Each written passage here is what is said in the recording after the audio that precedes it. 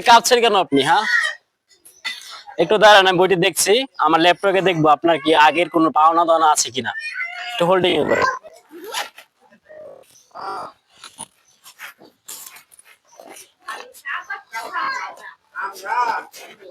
দাঁড়ান 1 মিনিট।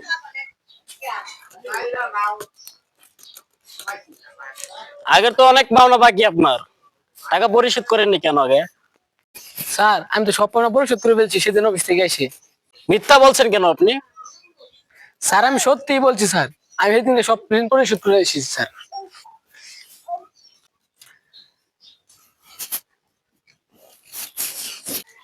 আচ্ছা ঠিক আছে, বীমা যখন করবেনই না, তাহলে পাওনা কিস্তির টাকাটা দিয়ে দেন আমাকে 1200।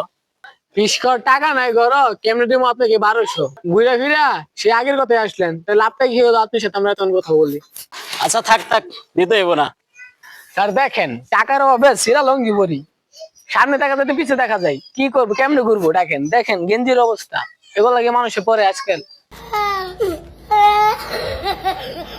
আচ্ছা থাক থাক, এই আধুনিক যুগে যে এরকম গরিব মানুষ আছে আগে জানতাম না।